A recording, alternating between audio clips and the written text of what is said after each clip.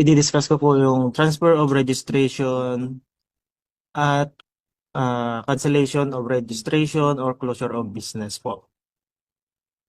So sa transfer of registration, business registration po, meron po tayong dalawang types. Ito po yung transfer of business registration to another revenue district office at yung change of registered business address under the jurisdiction of the same RDO. So sa transfer of registration to another revenue district office, uh, taxpayers engaged in business may submit their application transfer of registration either manually or via BIR online registration systems at the current RDO where the taxpayer is registered. So meron po tayong dalawang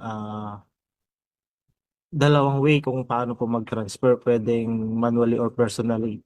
At yung BIR online registration system naman po, ang tinutukoy po dito ay yung na-discuss po kanina ni Miss Claire na online registration and update system or tinatawag natin ngayong OROS.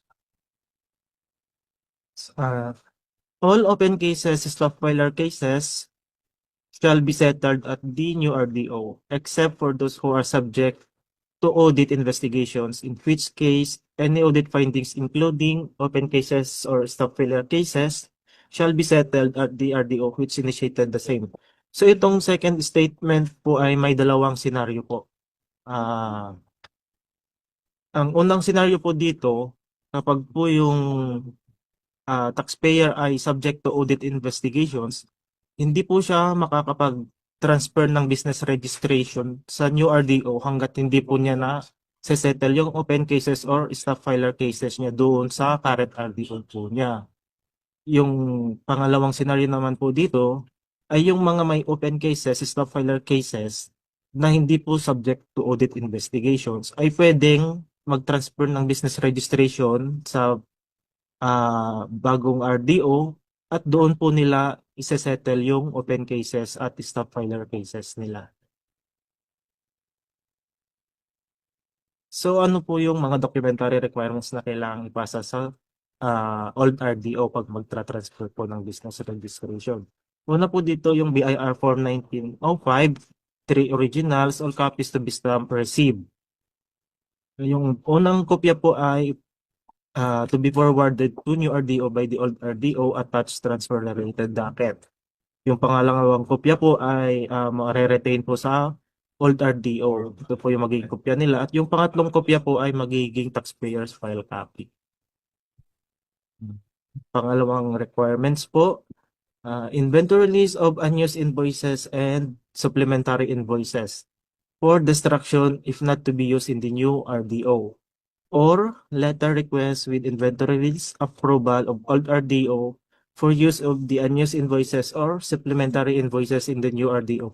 So mayroon po ditong dalawang choice si taxpayer. Kung hindi na po niya gagamitin yung mga unused invoices niya, pwede po niya itong ipa-destruct sa RDO. Pero kung gagamitin po pa niya yung mga unused invoices, kailangan po niya ng letter request ng inventory list for approval.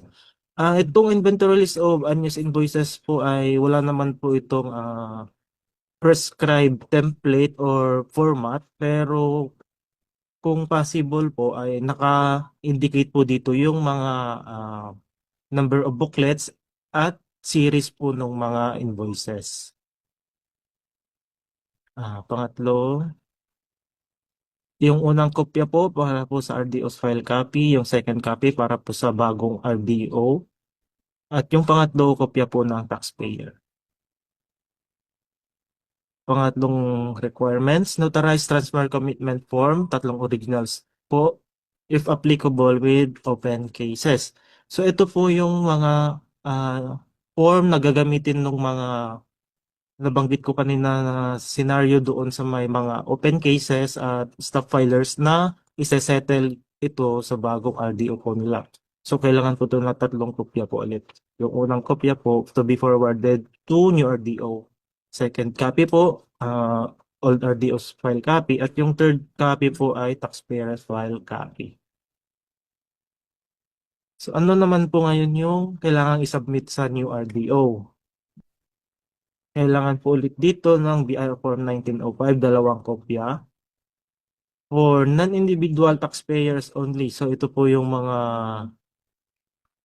corporation o di kaya partnership. So unang kailangan pong ipasa ay yung amended articles of incorporation or partnership or cooperation bearing the taxpayer's new principal business address. Isang photocopy po. Take note nyo po na dapat po nakalagay na po doon yung new principal business address. And certificate of filing of amendment articles of incorporation or COR of amendments of articles of cooperation and bylaws photocopy. Kung mapapansin nyo rin po dyan, mayroon po siyang N. So, kailangan po itong dalawa na to na ipasa.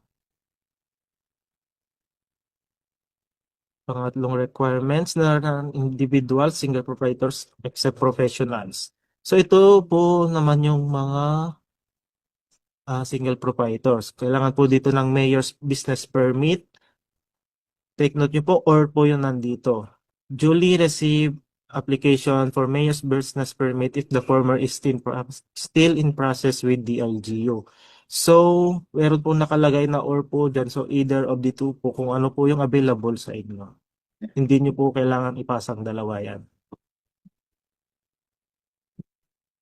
Pang-apat na requirements, unused invoices and supplementary invoices for stamping by all RDO with approved letter request and inventory list.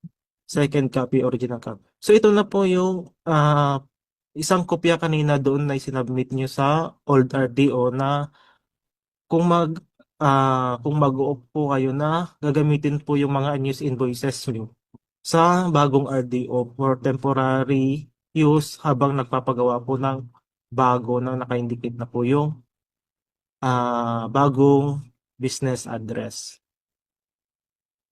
Ang limang requirements, third copy of the transfer commitment form, if applicable, together with the third copy of the IF Form 1905, duly received by the old RDO. So ito rin po yung transfer commitment form kanina na sinabi ko din na ipapasa sa old RDO. Yung third copy po, duly received. Pero ito po ay photocopy lang, hindi po tulad nung requirement na pang-apat na original copy po yung kailangan.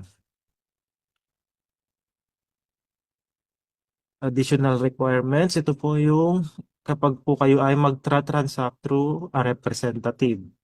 So, for individuals po, kailangan po dito ng special power of attorney executed by the taxpayer applicant. Take note nyo din po dito na dapat po doon sa SPA, naka-indicate po doon yung specific transaction na gagawin ni representative. Kasi pag broad po yung nandun, may instances po na hindi po ito tinatanggap. Kailangan po specific transaction. Kailangan po din dito yung any government issued ID of the taxpayer and authorized representative. For corporations and non-individual naman po, kailangan naman po dito ng board resolution indicating the purpose and the name of the authorized representative or secretary certificate. Take note nyo din po dito na meron pong nakalagay na or. So, either of the two rin po ito. Pwedeng board resolution lang po or secretary certificate. Hindi po kailangan na dalawa. Kailangan din po dito ng any government issued ID of the signatory and authorized representative. So, paano naman po pag change of registered business address under the jurisdiction of the same RDO? So, kailangan po dito yung documentary requirements po. Kailangan po ulit ng BIR Form 1905 to originals. Kailangan po rin dito ng mayor's permit, DTI certificate pag yung mga single proprietor. SEC COR or form of appointment para po sa mga corporations bearing the new business address. Kailangan din dito ng letter request for temporary use of old invoices, supplementary invoices. Tulad din po nung transfer ng ibang RDO kanina, kailangan din po ito ng letter request para sa mga old invoices na gagamitin. Example po ng ganito na change of registered business address under the jurisdiction of the same RDO ay kung halimbawa po yung business nyo po or yung office nyo ay nasa isang building, halimbawa nasa third floor po, tapos lumipat po kayo sa ground floor, automatic po yun na meron na po siyang change of registered business address kasi lumimit po ng floor. Kahit po parehas lang po na nasa iisang building. Once po na may magbago po sa business address, kailangan na rin po itong magpa-update ng business address sa RDO po.